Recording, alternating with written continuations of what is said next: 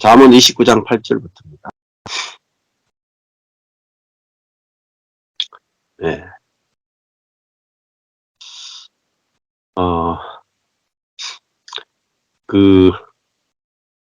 인생에서 제일 큰 문제는 두 가지죠. 죄악과 고난입니다. 죄악도 인생을 너무너무 힘들게 만들고, 하나님과의 관계, 사람과의 관계를 다 파괴시키죠. 그러면 그 죄악에 이제 노예가 되면, 인생의 이제 고난의 길이, 가시밭길이 펼쳐집니다. 그래서, 하나님을 떠난 인간은, 죄악과 고난으로 점철된 인생을 살 수밖에 없습니다.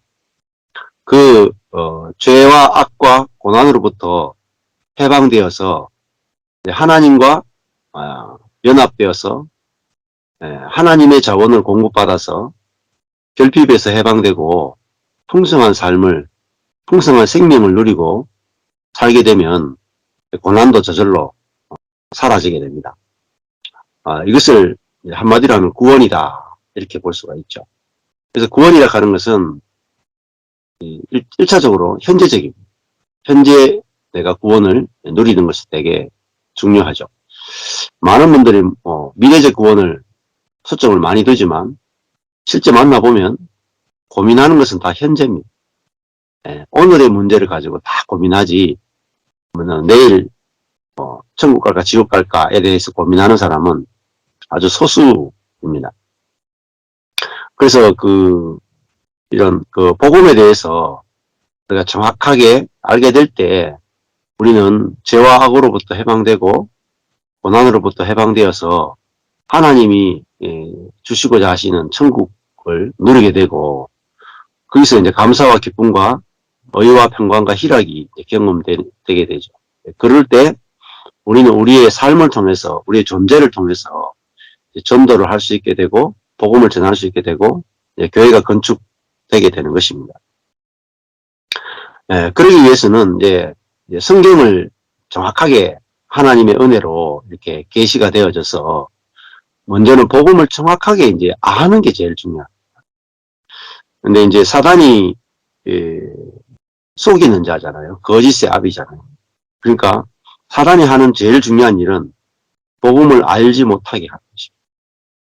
복음을 알지 못하게 하는 가장 쉬운 방법은 네가 복음을 알고 있다라고 속이는 거죠. 또 네가 알고 있는 그 복음이 전부라고 그렇게 세뇌시키는 겁니다.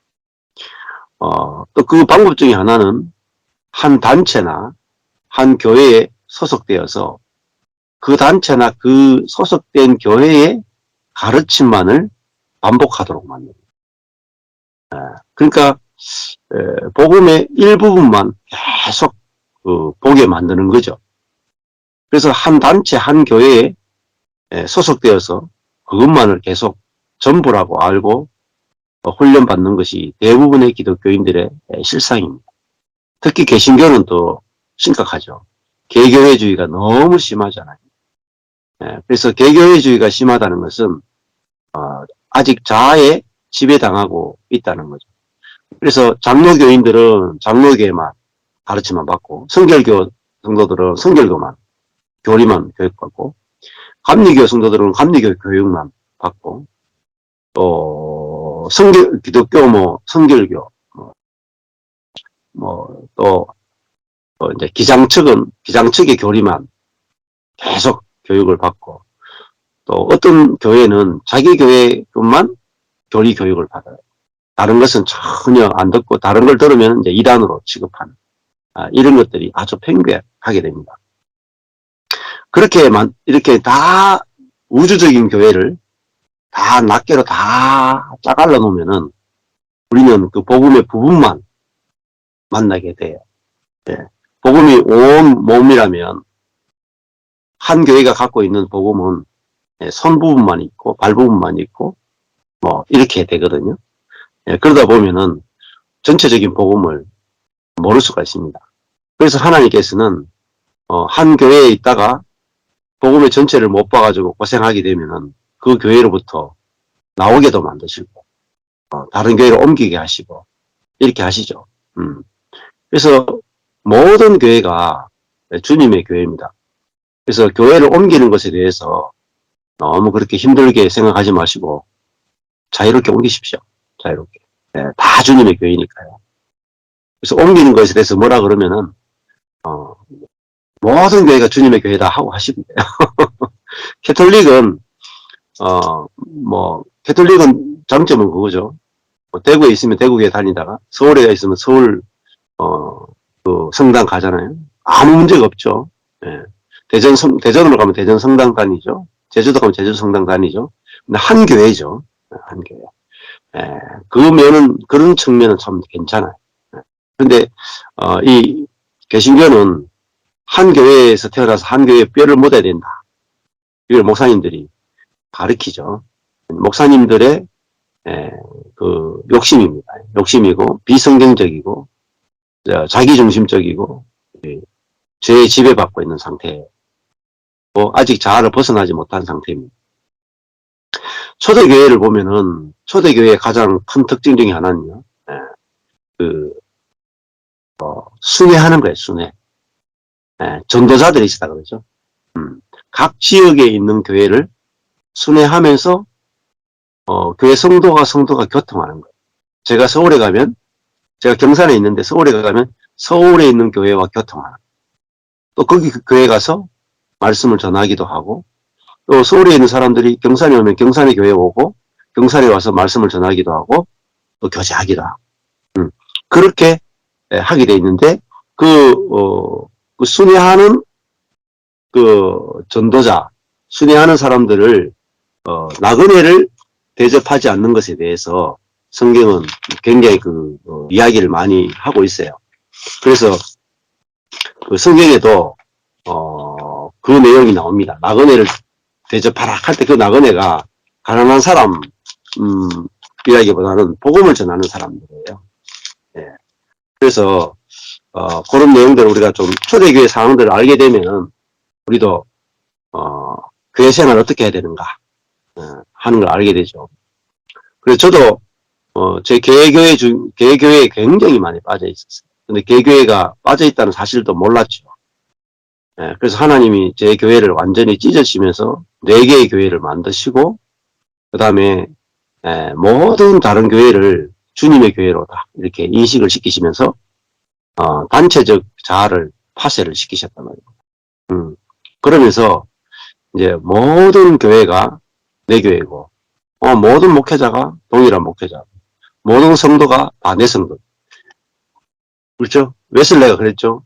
나의 교구는 전 세계다. 그랬잖아요. 나의 교구는 전 세계다. 여러분도 그렇게 하셔야 돼요. 나의 교회는 전 세계다. 전 세계 교회다. 나의 목사님은 전 세계 목사님이다. 이러면요, 완전히 자유를 할 자유. 그러면요, 엄청나게 풍성한 것들이 흘러나갑니다. 그래서 하나님은 묶어두지 않으십니다. 하나님은 우리를 자신이 원하시는 대로 끌고 가십니다. 근데 우리가 다 묶어두는 거예요. 우리가 다 묶여있는 거예요. 여기 묶여있고 저기에 묶여있고 사람에게 묶여있고 다 그렇게 묶여있죠. 그래서 그 잠언 29장으로 한번 보시면은 잠언 29장 25절 26절 보시면은 사람을 두려워하면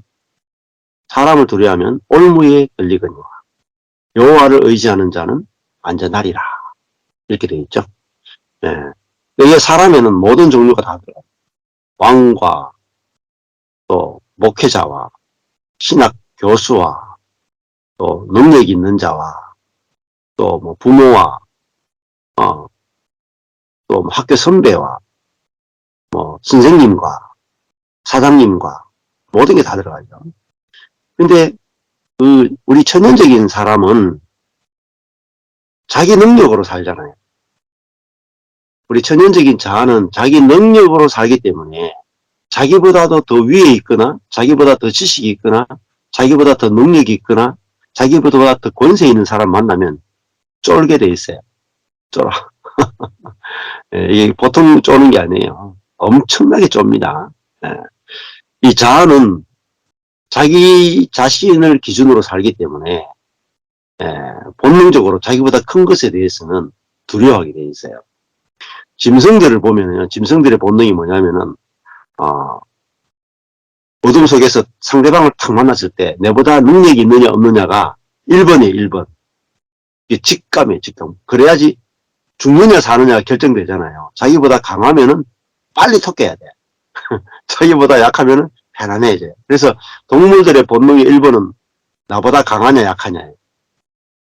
그게 동물의 본성인데, 그 사람의 그 몸에 있는 본성, 천연적인 본성이 뭐냐면은 나보다 강하냐 약하냐 여기에 엄청 민감. 엄청 민감. 그리고 내가 강하냐 약하냐 여기가 엄청 중요합니다. 이게 자기중심성이고 이게 죄성이에요. 그러다 보니까 사람은 자기보다도 큰, 자기 능력보다 큰 어려움과 환경을 만나면 두려움에 빠지게 돼요. 그리고 사람은 이렇게 생각해요. 이 천연적인 자는 하나님을 신뢰하는 게 아니라 자기를 신뢰하기 때문에, 또 율법에 빠져있기 때문에 사람이 일해야 결과가 나온다 이렇게 생각해요. 그러다 보니까 사람을 두려워하게 돼요.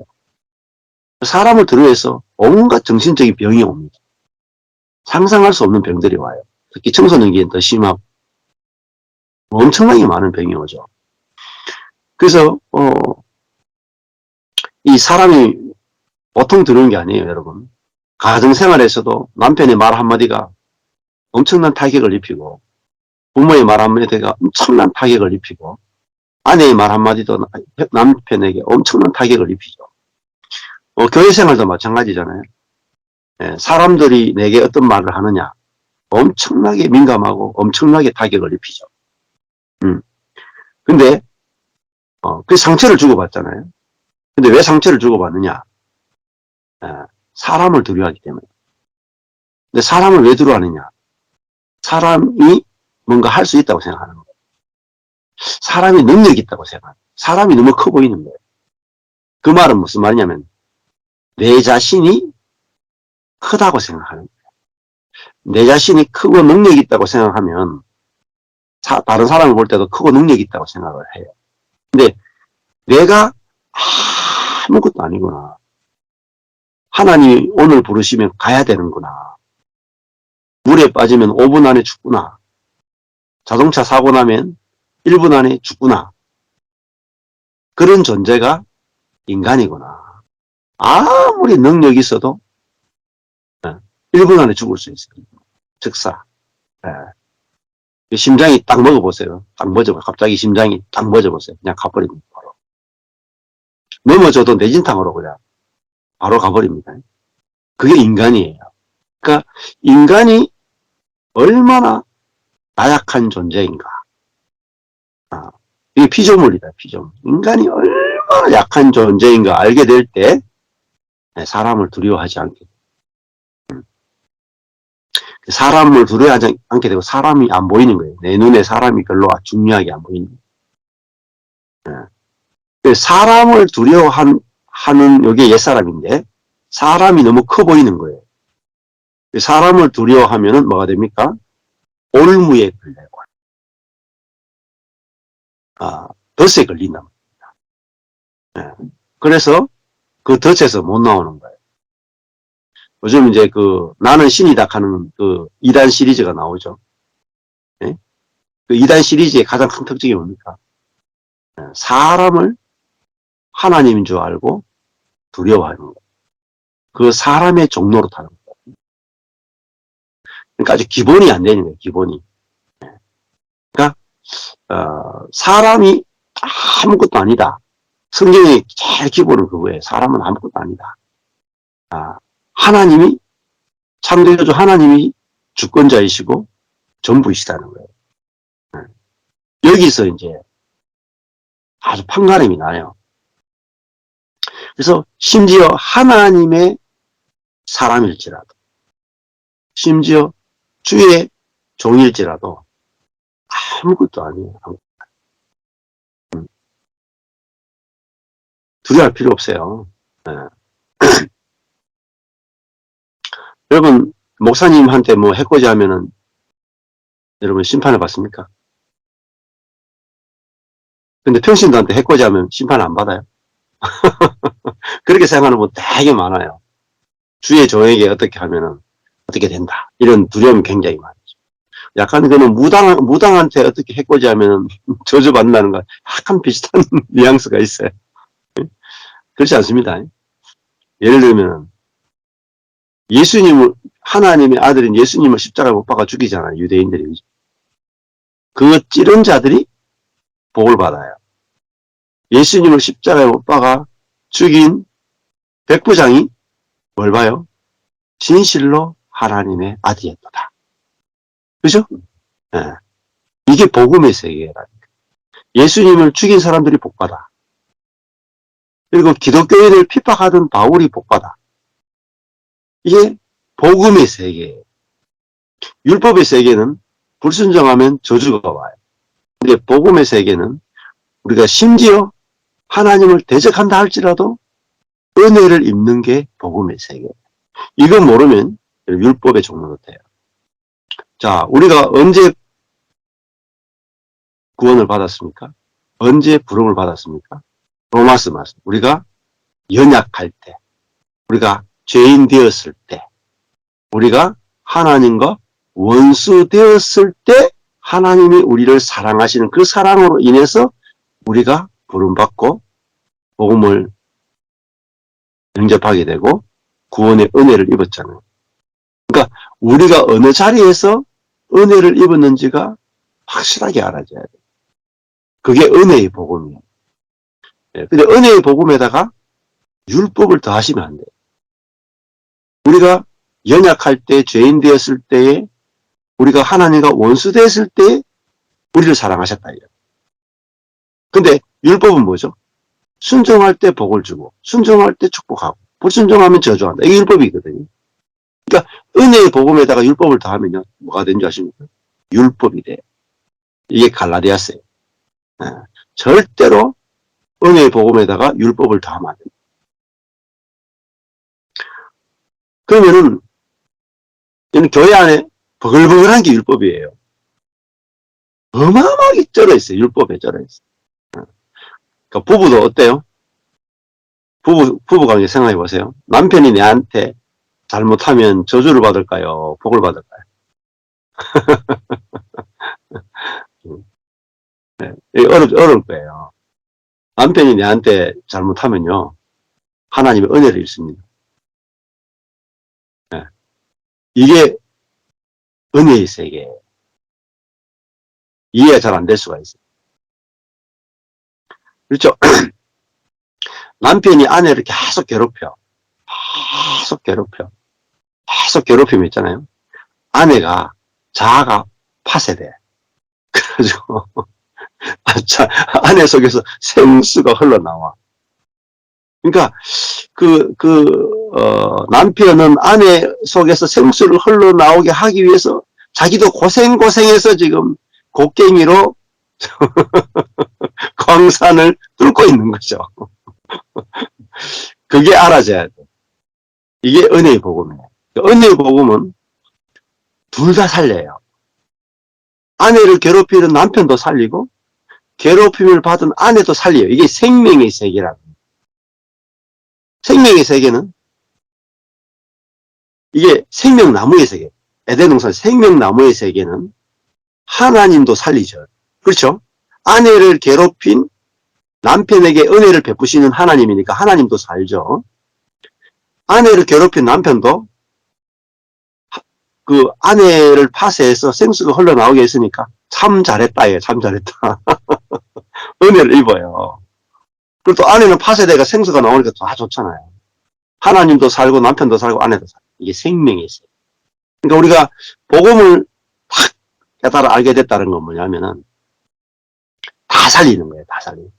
그래서 우리 안에 성령을 말하면 생명 주는 영이라고 해요. 생명 주는 영. 또 다른 말은요. 살리는 영이라고 해요. 살리는 영. 그래서 생명의 세계로 확실하게 우리가 노선을 갈아타야 돼요. 생명의 세계는 다 살려요. 누구든지 다 살려요. 죽이는 사람이 한 명도 없어. 다 살려. 율법은요, 한쪽은 살리고 한쪽은 죽여요. 그래서 하나님은 율법의 하나님이 아니고 은혜의 하나님. 은혜의 하나님. 이게 아주 중요한 부분입니다. 자, 그래서 은혜의 하나님을 알 때, 교회도, 목회자도 마찬가지. 목회자도 율법으로 성도들 다스리느냐, 은혜로 다스리느냐, 이걸 가지고 판가름할 수 있어요. 또, 가정에서도 부모가 자녀를 양육할 때도 율법으로 다스리느냐, 은혜로 다스리느냐, 이걸로 딱 선하게 지식으로 다스리느냐, 생명으로 다스리느냐, 이게 달라져. 그러니까 우리가 그리스도와 함께 죽고 부활해서 하나님 보좌 우편에 앉아있다 할 때 그 보좌가 뭐냐면 생명의 보좌예요. 어린 양의 보좌잖아요. 어린 양의 생명이 다스리는 보좌라.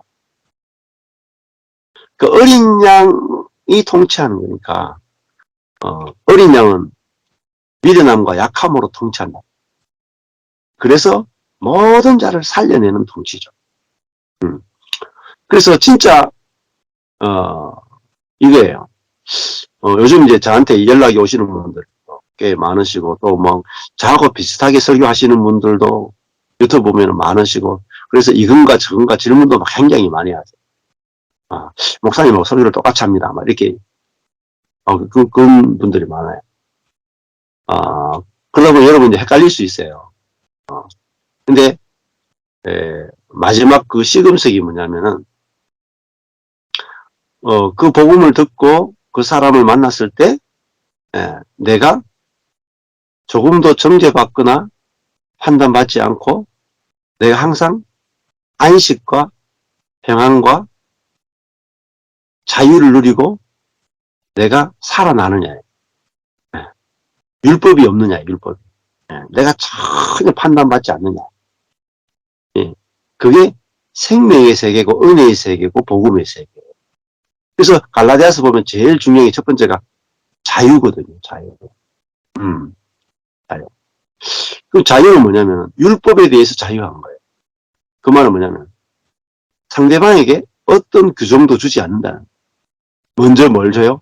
상대방에게 자유를 주는 거예요. 그게 뭐냐? 사랑이에요. 사랑. 하나님의 사랑은 우리에게 먼저 자유를 주는 거예요. 어떤 판단도 하지 않고 자유를 주는 거예요. 그게 하나님의 사랑이에요. 근데 자유만 주면은, 우리 자아가 자유만 받으면은 방탕하게 행할 거 아닙니까? 그래서 두 번째는 성령을 주시는 거예요. 그래서 성령을 주셔서 우리가 성령으로 살 때 진정한 더 깊은 자유에 들어가요. 왜 그러냐면, 성령 안에서의 자유는 내 뜻대로 안 돼도 자유한 자유. 첫 번째 자유는, 내가 원하는 대로 막 살 수 있도록 해주는 자유고, 두 번째 자유는, 내가 원치 않은 대로도 살아도 전혀 문제가 안 되고, 원치 않는 삶을 살아도 자유하게 만들어 주려면 하나님의 생명을 줘야 내가 원치 않는 삶이 와도 막 자유로워요. 그래서 성령을 주시는 것이 하나님의 사랑이에요. 그러면 세 번째가 뭐냐면은, 갈라디아서 세 번째가 뭐냐면은, 성령 안에서 종로로 탈 수 있는 자유까지 가는 거예요. 그게 세 번째 자유. 이게 하나님의 사랑입니다. 하나님의 사랑. 그래서, 복음 자체를 매일매일 알아가는 거예요. 복음이 무엇인가를 매일매일 알아가는 것이 전부입니다. 전부. 복음을 알면 속았던 부분들에서 진리를 알게 돼요. 속았던 것이 진리를 알게 되면 뭐예요? 자유가 일어나는 자유가. 막 해방되고 자유하고 기뻐요. 그게 실제예요. 실제. 내가 자유하게 되면 어떻게 되는지 아십니까? 남을 자유케 하는 거예요. 내가 자유한 만큼 남에게 자유를 줘요. 자유케 할 수 있어요. 이게 진짜 사랑이에요. 근데 처음에는 잘 몰라요. 상대방에게 자유를 줘도 이게 사랑이 잘 몰라. 저도 우리 성도들에게 거의 100% 자유를 주거든요. 교회 올지 말지까지도 자유를 줘요. 헌금할지 말지, 뭐 봉사할지 말지, 모든 것을 거의 다 자유를 줘요.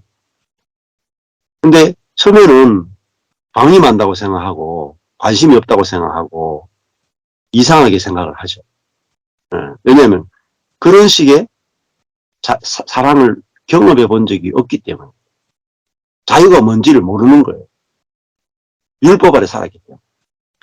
근데 지금 한 10년, 13년 이렇게 지냈거든요. 13년쯤 지나니까 10년 지나니까 복음을 들었던 성도들 가운데 이게 성경적인 사랑이고 하나님의 사랑이구나. 눈을 뜨는 거예요. 이게 진짜 사랑이고 이걸 사랑이라 그러네. 그러니까 사랑이란 것도 성경적인 사랑과 세속적인 사랑을 구분이 되셔야 돼요. 이게 구분이 되면 하나님의 사랑은 우리를 자유케 하는 사랑. 근데 자아가 주는 사랑은 율법이 있고 구속하고 우리를 얽매는 사랑이다. 내가 이렇게 해줬으니까 너도 이렇게 해야 된다. 이게 전부 다 가짜 사랑이에요. 사랑은 그냥 대가를 바라지 않고 주는 거예요, 주는 거. 그렇지만은 그게 이제 윌리엄 바클레이에 보면은 바울과 선물이라는 책에 보면 하나님의 사랑은 선물이다. 그런데 돌려받을 걸 기대하는 게 아니라 무조건적인 선물이긴 한데 내가 이 사람한테 하나님 우리에게 사랑을 주시는데 내가 그 받은 사랑을 받은 다음에 하나님께 빚을 갚듯이 돌려주는 그런 게 아니고 하나님의 사랑을 받으면 그 사랑이 내게서 열매를 맺기 원하는 거예요. 그 측면에 있어서 그 측면으로 보면 하나님의 사랑은 조건적이죠. 그렇죠?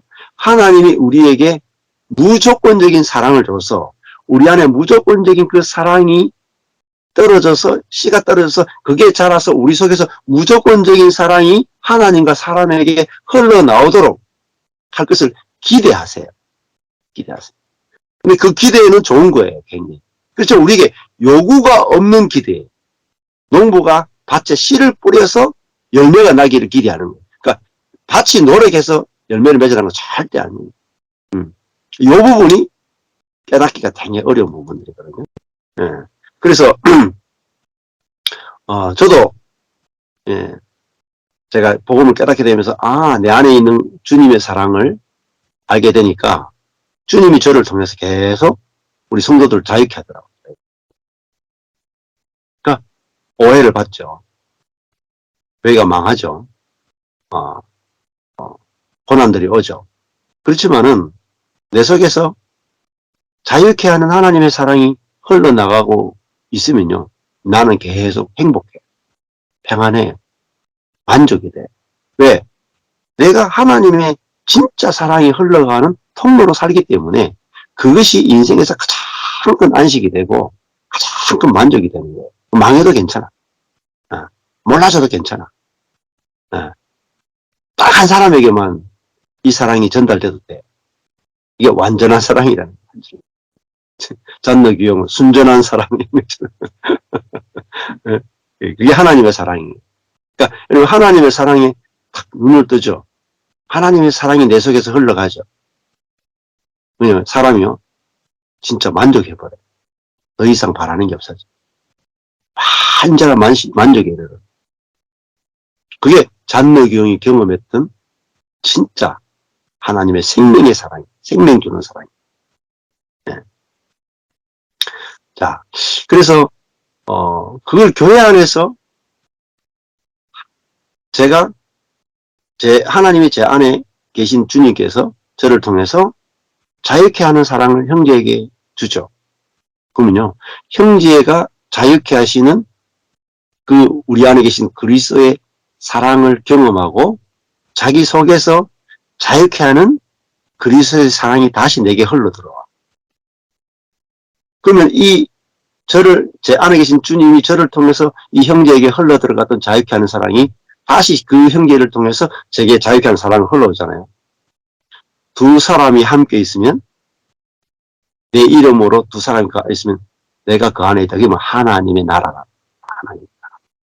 하나님 나라는 형제와 형제가 만났는데 둘이 서로 자유케 하는 거예요. 요구가 1도 없는 거예요. 요구가.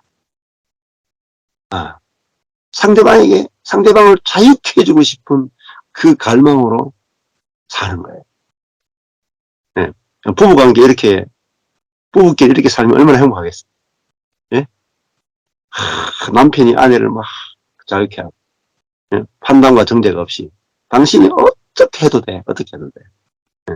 당신이 선하게 해도 되고, 악하게 해도 되고, 당신이 자유롭게 해가요. 그 자유를 줄 수 있는 게 하나님의 사랑이에요. 그러면 그 상대방이 선을 행하건 악을 행하건 이렇게 하건 저렇게 하건 상대방에게 진짜 자유를 주는 그 하나님의 사랑이 내 안에 상대방에게 흘러가면 상대방은 내한테 악하게 못해요. 절대. 그 사랑이 그 사람을 바꿔버립니다.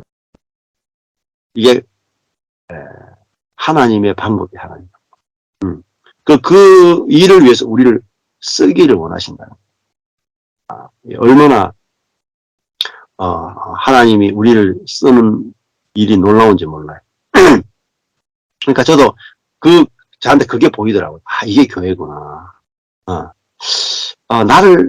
그래서 저도 낚싯대 들고 다니다 그랬잖아요. 낚싯대 들고 다니면서 아무 일도 안 했어요. 왜? 하나님 날 자유케 하셨기 때문에. 하나님 내한테 요구가 1도 없는 거예요. 기도하라, 성경 읽어라, 금식하라, 목회하라, 순종하라, 헌신하라. 율법이 1도 없는 거예요. 하나님 저한테. 왜 없는 줄 아세요? 하나님이 내 안에 계셔가지고 너는 이제부터 쉬어라. 내가 한다. 주체가 바뀌었단 말이에요. 나는 죽었고 내 안에 예수가 다 한단 말입니다. 그래서 율법이 필요 없는 거예요. 내 안에 예수가 없이 율법이 없으면은 완전히 그냥 자아중심으로 다 가버리죠. 근데 내 안에 예수가 살기 때문에 내가 할 것이 아무것도 없는 거예요. 그러면 예수님이 내 안에 계신 예수님은 내게 율법에서 자유케 했잖아요. 의무에서 자유케 했잖아요. 짐에서 자유케 했잖아요. 그 예수님과 내가 더불어 사는 거죠. 너무 좋으니까 형제에게도 이걸 경험시켜주고 싶은 거예요. 내가 누리는 이 자유를 형제에게 경험시켜주고 싶은 거죠. 그러면 제가 형제의 자매들에게 손을 안 댄다. 이렇게 하라 저렇게 하라. 옳다 그러다. 손을 안 대면 형제자매들도 저한테 목사님 목회 똑바로 하시죠. 왜 열심히 안 하십니까? 왜 신방 안 오십니까? 왜 그렇게 섭섭한 말을 하십니까? 왜 내게 상처 주는 말 하십니까? 이런 말을 안 하게 돼요. 그 관계가 얼마나 행복한 관계인지 몰라요. 우리가 단 내 주변에 내가 죽고 예수가 살아서 율법이 아니라 살리는 것만 나오는 사람이 내 주변에 단 한 사람만 있어도 여러분 인생이 불행할 수가 없어요. 허무할 수가 없어요. 불만족이 생길 수 없어요. 충분합니다. 충분. 자, 그게 뭐냐면 그게 의인이에요. 의인. 자, 가난한 자에 가난. 자기 의가 하나도 없는 사람. 자기가 옳다라는 것이 하나도 없는 사람. 근데 자기 옳다라는 것이 하나도 없는 사람은 내가 옳다라는 것이 없어야지. 이게 아니고 하나님의 손에 의해서 자기가 쌓아 올린 오름, 자기가 쌓아 올린 것이 다 무너진 사람. 그래서 자기 것을 자랑할 것이 하나도 없는 그 자리에 가면은 우리는 내가 능력이 다 무너졌기 때문에 능력이 있느냐 없느냐가 저절로 따지지 않게 되고 선이 다 무너졌기 때문에 선하냐 악하냐 안 따지게 되고 오직 은혜만 붙들게 되고 은혜만 누리게 되죠. 그게 의인이고 가난한 자예요. 그럼 다른 사람한테도 전혀 능력을 요구하지 않게 되고 전혀 선함을 요구하지 않게 되고 전혀 복종도 요구하지 않게 되고 왜? 내한테 그게 없으니까. 내한테도 복종이 없고 내한테도 선이 없고 내한테도 사랑이 없고 아무것도 없으니까 상대방한테 아무것도 요구하지 않게. 이게 비밀이에요. 이게 가난하다는 말이에요. 내한테 아무것도 없구나. 이게 가난이에요. 나한테 아무것도 없으니까 예를 들어가지고 이제 저희 교회에 이제 한 자매가 있는데 그 자매가 저희 교회에 올 때 이랬어요. 목사님 이혼하면 안 됩니까? 이혼하고 싶습니다. 하고 저희 교회에 왔거든요. 그러니까 성도가 이혼해도 될까요? 이혼하고 싶습니다. 그러면은 이제 목사님들은 뭐라고 해야 됩니까? 이혼은 비성경적입니다. 절대 이혼하면 안 됩니다. 이렇게 이제 권면할 거잖아요. 그래가지고는 그 율법이거든요. 그래가지고 못 살려요. 그래서 제가 뭐라고 하냐면은 언제든지 이혼해도 좋다. 필요하면 내가 이혼하는 거 도와주겠다. 대신에 언제든지 이혼해도 되니까 일단 말씀만 듣자. 진짜 이혼하고 싶으면은 이혼해야 된다. 왜냐면 자살하는 것보다 이혼하는 게 낫다. 자살할 만큼 힘들면 언제든지 이야기해라. 내가 적극적으로 내가 이혼을 도와줄 테니까. 안 그렇겠어요? 성도가 이혼하는 게 낫지 자살하는 게 낫습니다. 그래서 죽는 것보다는 이혼하는 게 나으니까 이혼 도와줄 테니까 이야기해라. 지금 한 7, 8년 됐거든요. 이혼할 고비가 몇 번 있었어요. 근데 아직까지 이혼 안 하네요. 그리고 그 남편을 통해서 이 자매가 자아가 파쇄돼서 생명이 나오거든요. 그러니까 뭐 조금 더 기다려봐야 되겠지만 그 형제는 저희 교회에 나오지 않는데도 불구하고 바로 그 교회는 우리 교회라 그래요. 교회도 안 나오는데 우리 교회. 심정적으로는 성도야 이미. 나오냐 안 나오냐 중요한 게 아니라 심정으로 이미 넘어와 버렸어. 교인이 돼버렸어. 그게 은혜의 능력입니다. 은혜의 능력, 은혜의 파워. 은혜로 지배하는 시대가 됐단 말이에요.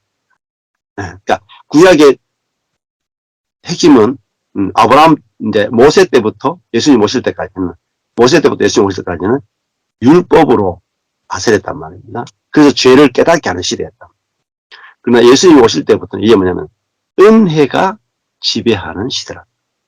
그래서 구약 때도 보면은 성전에 지성소 있죠. 지성소에서 하나님 어디 계시냐면은 지성소 계시죠. 지성소에도 어디 계세요?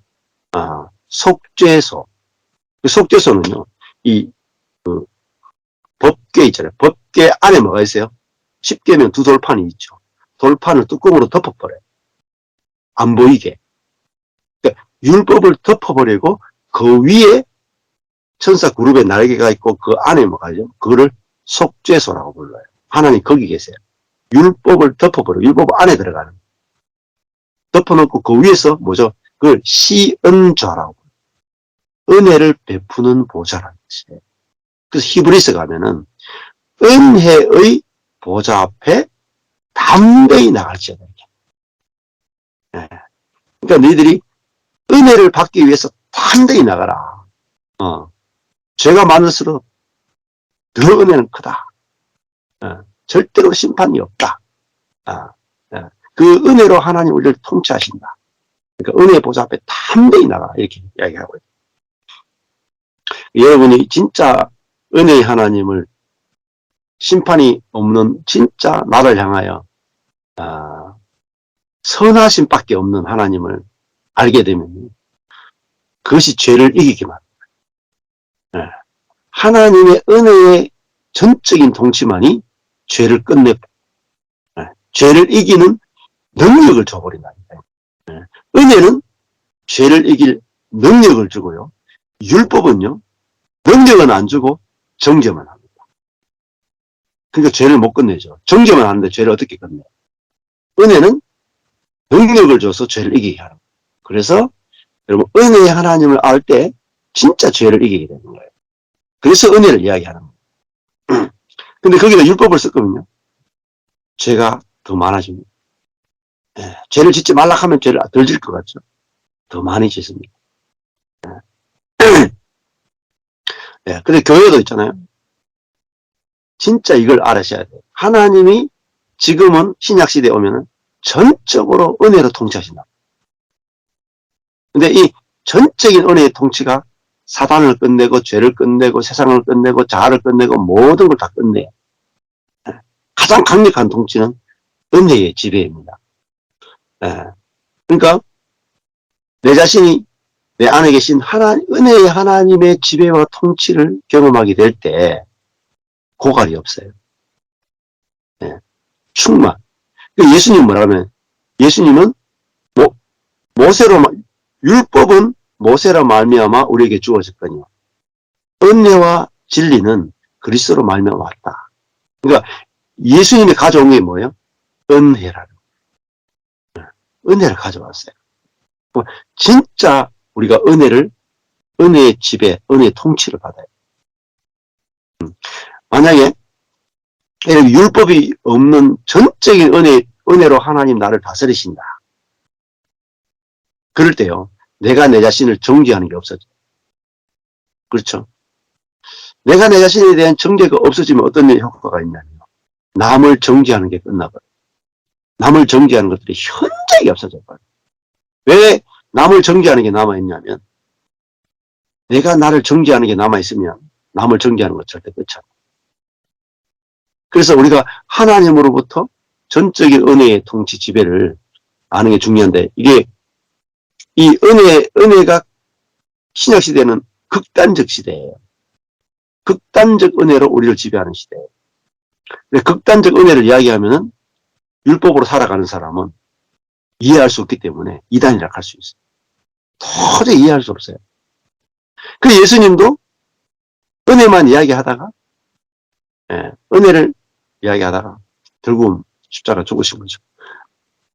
자, 그래서 29장 18절에 보면 이렇게 말하죠. 묵시가 없으면 백성이 방자히 행하거니와 율법을 지키는 자는 복이 있다. 율법은 토라예요. 토라는 가르침이에요. 그 토라를 단순히 율법으로만 보시면 안 돼요. 토라는 하나님의 가르침 전체를 말합니다. 그러니까 묵시가 곧 토라죠. 묵시가 뭐냐면 예언이에요. 환상, 이상, 예언이에요. 그러니까 예언이라고 하는 것은 기록된 말씀도 있지만은 하나님이 그 기록된 말씀을 환상이나 예언을 통해서 해석해 주는 거예요. 현실에 맞게 딱 우리에게 깨닫게 해주는 게 묵시죠. 그러니까 이 묵시가 없으면 즉 말씀이 딱 알아지는 거. 이게 환상이잖아요. 보여지는 거. 말씀이 깨달아지고 알아지고 보여지는 게 묵시죠. 그러니까 말씀이 깨달아지고 알아지고 보여지는 거 이것이 없으면 백성은 어떻게 돼요? 방자히 행한다. 그러니까 하나님의 말씀이 깨달아지지 않으면 사람을 방자히 행하는 것을 막을 수가 없다. 그래서 하나님이 묵시를 열어주셔야 돼요. 묵시. 환상을, 예언을 주셔야 된단 말이에요. 그럴 때 우리 방자함이 거치게 되죠. 그리고 그 묵시가 열려지게 될 때 하나님의 지시, 토라를 우리가 따르게 되고 저절로 따르게 되고 그럴 때 그 하나님의 말씀을 따라 사라지게 될 때 우리에게 하늘의 복이 우리에게 경험되어진다. 그렇게 하죠. 그래서 묵시가 얼마나 중요한가. 하나님의 말씀이 깨달아지는 것이 얼마나 중요한가. 여기에 백성들이 삶과 죽음이 갈라진다. 이렇게 되어 있죠. 그래서 하나님의 말씀을 정확하게 알게 되면은 아까 전에 25절에 사람을 두려워하지 않게 되고요. 어떻게 되냐? 여호와를 의지하게 돼요. 그래서 여호와를 의지하는 자는 어떻게 됩니까? 안전하리라. 하는 말은 사과본데요. 높은 곳에 둔다. 높아진다. 여호와를 의지하는 자는 높아진다. 자, 시편 3편을 한번 보시면은 시편 3편에 다윗이 이렇게 고백하거든요. 10편 3편에 진짜 그 다윗의 인생은요. 예, 다윗만큼 고생 많이 한 사람도 드물어요. 다윗은 기름부음 집에서도 막내로 태어나가지고 천대를 받았어요. 아버지로 천대를 받아가 목동으로 살았고, 그리고 사무엘에게 기름부음 받은 날부터 다윗은 이제 다윗 골리앗을 때려 눕힌 그때부터 사울에게 시기를 받으면서 고난이 시작됐는데, 여러분, 한 사람에게 욕먹어도 힘들죠. 배우자에게 욕먹어도 힘들죠. 학생에게 욕먹어도 힘들죠. 다윗은요, 군대의 추격을 받았어요. 군대 정도가 아니고요. 왕이 자기를 죽이려고 했어요. 한 나라가 다윗을 죽이려고. 이해되십니까? 저와 여러분이 받는 스트레스는요, 아무것도 아니에요. 가시가 그냥 여기 탁 찔리는 것도 안 돼.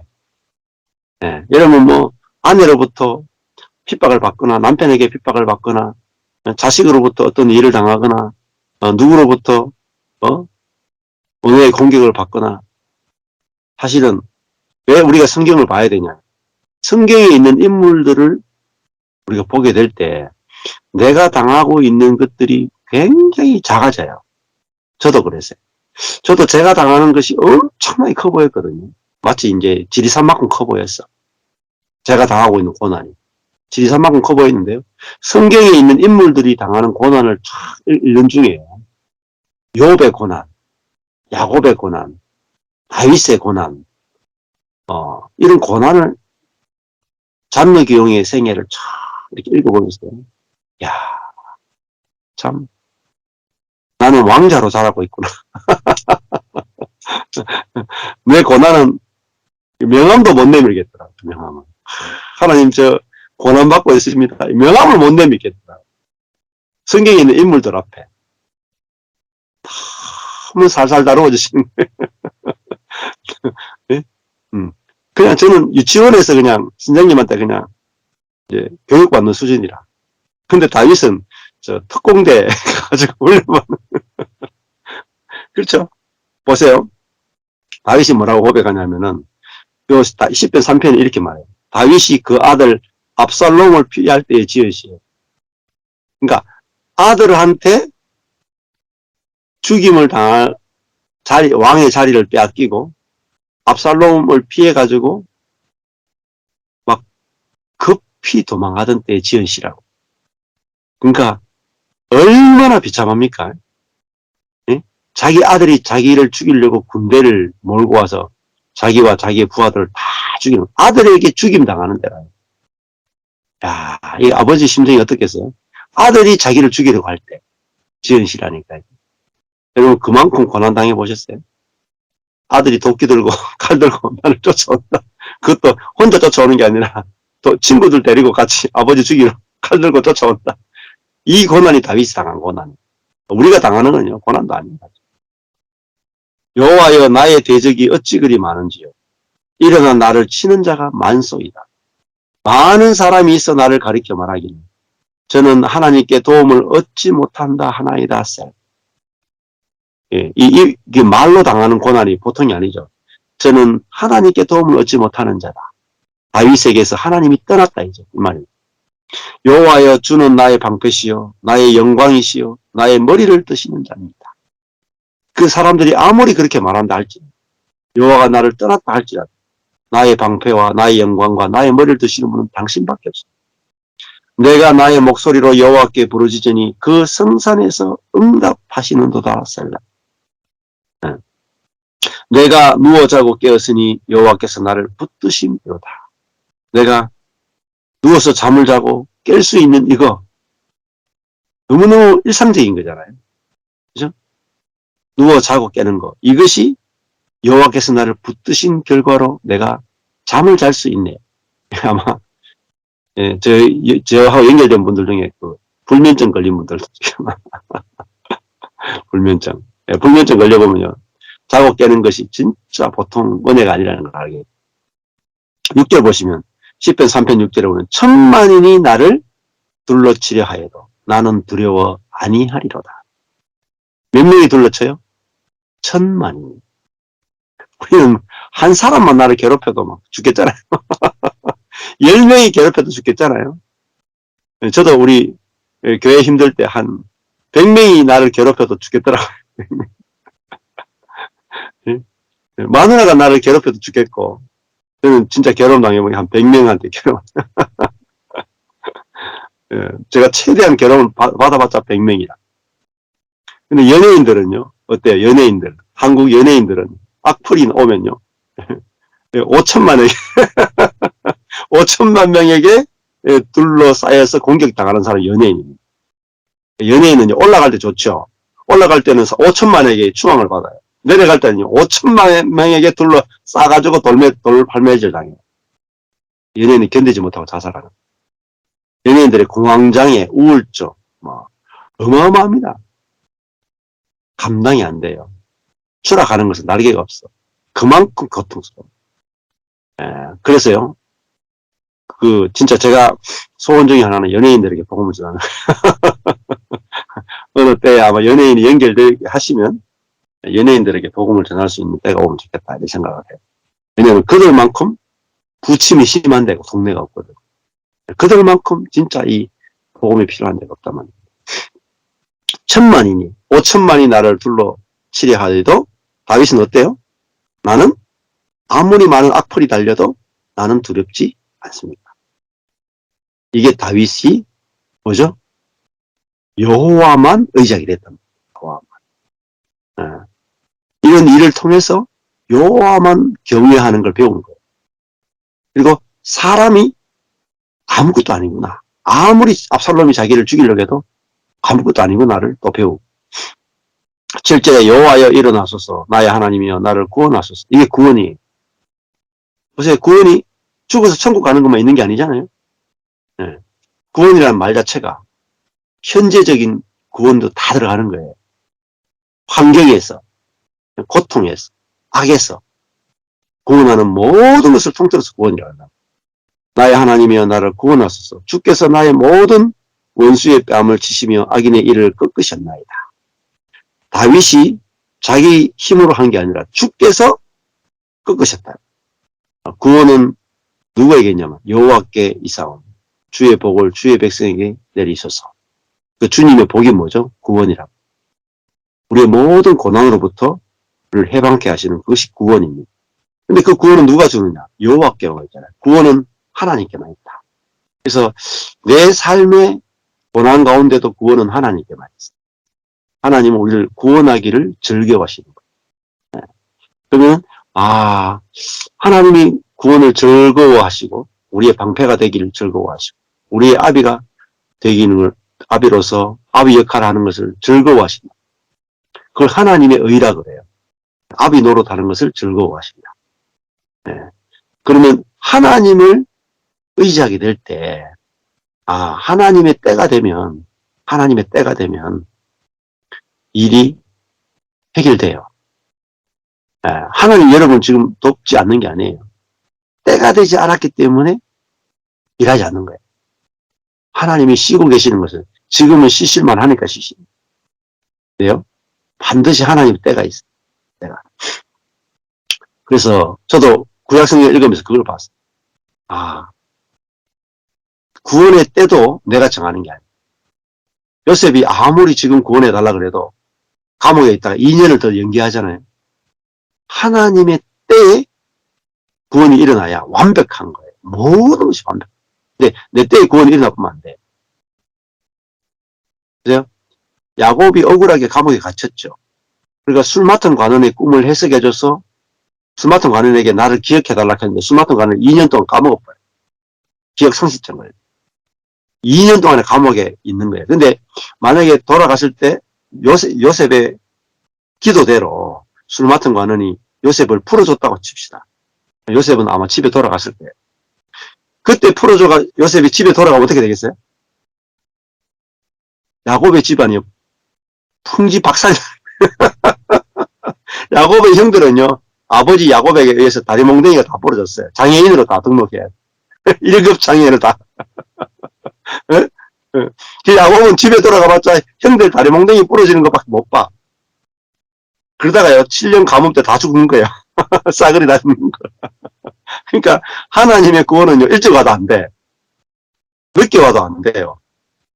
그러니까 딱 2년 후, 감옥에 있을 때 딱 스마트 관원이 해방된 후에 딱 2년 후에 바로가 해석할 수 없는 꿈을 꿨을 때 그때 스마트 관원이 기억해가지고 그때 요셉을 건져내야 요셉이 총리가 되지. 그 전에 가도 안 돼. 그 후에 가도 안 돼. 딱 때가 있다니까요. 때가. 하나님의 때를 기다리십시오. 그러니까요. 뭐 아무리 맛있는 감자라도요. 때가 되기 전에 끄집어 내가 먹으면 맛이 없어요. 썰익은 감자를 드셔야 돼. 예? 라면도요. 딱 맞춰가지고 2분, 3분 딱 맞춰가 꺼내야 맛있지. 이렇게 좀 덜 익었을 때,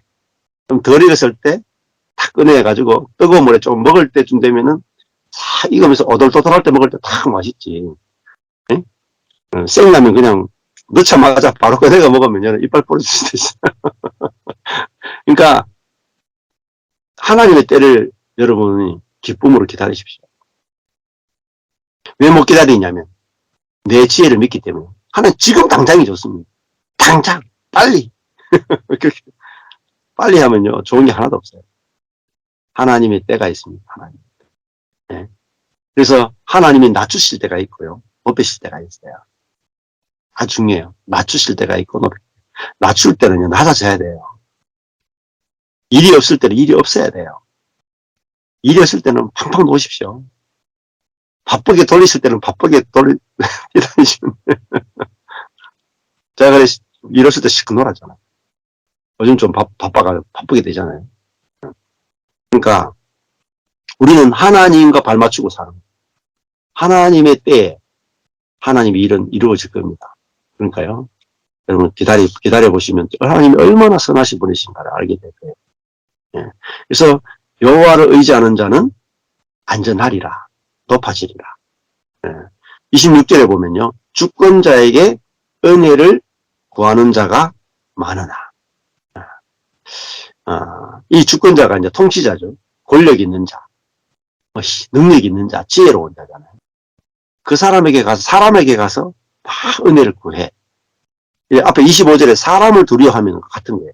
사람을 의지하고, 사람에게 막 도움을 구하고, 주권자에게 막 가서 막 그 사람에게 막 이렇게 빌고, 그렇게 하는 자가 많지만은, 우리가 알아야 될 것은 사람의 일에 작정, 미시파트, 재판, 통치는 여호와께로 말미암습니다. 여호와께로. 그러니까 모든 일은요 하나님의 손에 달려 있어요. 근데 어떤 하나님이 계세요?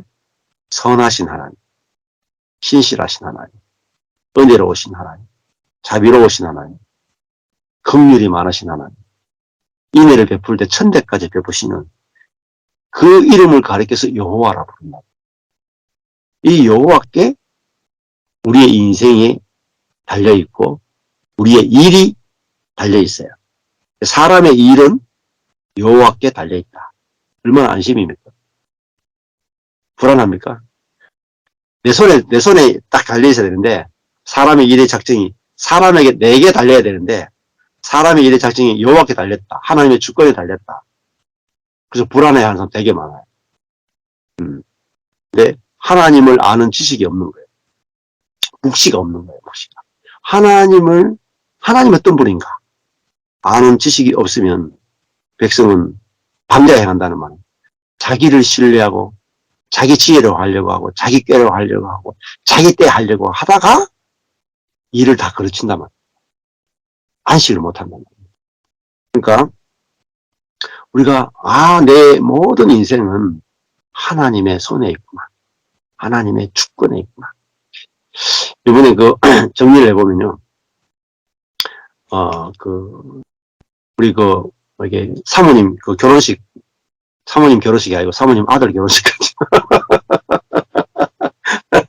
한소영 사모님 결혼식 가는 게 아니고 아들 결혼식 갔는데, 혹시 더 좋아하시는 거 아닌가 모르겠다. 예. 아들 결혼식 갔는데, 그, 첫째 아들이 결혼을 못하고 있었거든요. 사모님 어제 저녁에 간증하시는데, 그 큰아들이 키가 좀 작아가지고, 예, 이제 어떤 자매랑 연애하다가 차였대요. 그래가, 정말 힘들었다. 키가 170 정도 되는 자매였는데, 그쪽 집안에서 이 형제가 키가 작다고 찼어. 그래가 너무너무 힘들게 고생했는데, 그래가 요번에 이제 제가 결혼식 가봤잖아요, 토요일 날. 갔는데, 수원 명성교회 갔는데, 수원 명성교회 역사상 화환이 그렇게 많이 온 적이 없대요. 화환이 넘치고, 지하 식당에 갔는데, 식당이 크거든요. 예, 이렇게 뷔페를 불러가 하는데, 와, 손님 제가 그렇게 많은 결혼식 거의 본 적이 없어요. 미어 터져. 팍 찼어. 저는 뭐, 한수영 사모님이 막 호주에 살고 계시고, 가족도 다 호주에 있고, 한영철 목사님도 뉴질랜드에 있고, 원래 제주도 사람이고, 섬 사람이고, 이러니까, 이쪽에 수원 쪽에 무슨 연고가 있겠어요. 몇 명 안 오겠다, 이렇게 생각했죠. 설렁할 수도 있겠다, 이렇게 생각하고 갔는데, 와, 얼마나 손님이 많은지 놀랐어. 신부도 이쁘고, 더 좋은 자매를 주셨다. 이전보다 더 좋은 걸 주셨다. 더 좋은 자매를, 정말 좋은 며느리를 하나님 준비해가지고, 하나님한테 딱 선물로 주신. 야, 제가 그냥, 하나님 하시는 일이 정말 놀랍다 생각해. 야, 어떻게 저런 차였던 형제가 더 좋은 아내를 얻어가지고 저렇게 성대하게 결혼식을 사모님 어제 간증하시는데 우리는 준비한 게 하나도 없어요. 예식장도 교회고 밥값도 신부 측에서 다 내고 그리고 또 여기 아버님 목사님도 오는 차비도 다 그쪽에서 다 대주고 한복 입는 것도 신랑 어머니 한복도 다 그쪽에서 다 해주고 모든 것을 다 공짜로 100% 다 은혜로 성대하게 결혼식 분위기도 얼마나 좋은지 그 목사님 주례하시는데 그렇게 너글너글맞게 너무너무 재밌게 농담하시면서 결혼식 주례를 너무 재밌게 하죠. 너무 재밌게 앞군이 처음에 신랑하고 장인어른하고 춤추면서 결혼 시작하더라고. 그것도 깨대요. 신랑 입장하는데 신랑 입장이 딱 하는데 중간에 장인어른이 탁 나오니 둘이 막 선글라스를 탁 끼대. 그때부터 춤추기 시작합니다. 방정맞게 아주 방정맞게 춤을 추더라고요. 근데 그 장인어른이요. 삼성 임원했다가 지금 CEO 회사 사장님이네. 저는 회사 사장님이 그렇게 방정맞게 춤추는 걸 처음 봤어. 제 마음이 딱 들었어. 그 진짜 좋은 거예요. 사장님이 그 정도로 방정 맞을 수 있다. 마음이 확 열린 거예요. 사위를 너무 마음에 들어. 기쁨이 넘쳐가지고, 그 교만한 게 없는 거예요. 교만. 그러니까 사장님이 이렇게 어깨에 뽕 들어가잖아요. 근데 그런 거 하나도 없어. 선글라스 끼고 좋아가 춤추고 난리 났어. 진짜 결혼식이 막 축제나 축제. 그러고 이제 또 이렇게 한수영 사모님 그 남편에는 목사님이 시아버지가 며느리 손잡고 입장하더라고. 그런 결혼식 제가 처음 봤어. 그래서 분위기 너무 좋더라고. 너무 좋고. 그래서 하나님이 정말 하나님의 때에 하나님이 예비해 놓으신 것을 우리에게 주신단 말이에요. 여러분 있잖아요. 그때 좋은 거 주실 거니까 지금부터 막 염려하고 걱정하고 지금 쉬게 하실 때 고생하지 마시고 쉬면서 하나님의 때를 기다리고 그래서 요셉이 국무총리 될 거 알았다면 생각해보세요. 제가 성경을 쫙 읽으면서요. 전체 성경을 다 읽으면 유익이 뭔지 아세요? 결론을 하는 거예요. 결론을. 요셉이 총리 될 거 알았으면요. 그까짓 거 애굽에 노예로 팔려가면 어때? 까짓 거 보디발 아내한테 누명서 가지고 감옥에 한 2년, 3년 가면 어때? 어차피 총리 될 건데 그쵸? 고난을 즐길 수 있는 거예요. 소망이 있는 자는 고난을 즐길 수 있는 거예요. 결론을 아는 사람은 즐길 수 있어요. 여러분, 그리스에는 어떤 사람이에요? 결론을 아는 사람. 선하신 하나님의 구원을 아는 사람. 결론을 알기 때문에요. 고난이 아닌 거예요. 예. 고난으로 말미암아 하나님 더 좋은 것을 준비하고 계시다. 이것이 왜 우리가 하나님을 알아야 됩니까? 하나님을 아는 게 뭐죠? 묵시란 말이에요. 묵시. 하나님을 깊이 아는 만큼 우리는 안식하게 되고 감사하게 되고 만족하게 되고 행복한 삶을 누리게 되는 거죠. 자, 감사합니다. 오늘 여기까지 하겠습니다.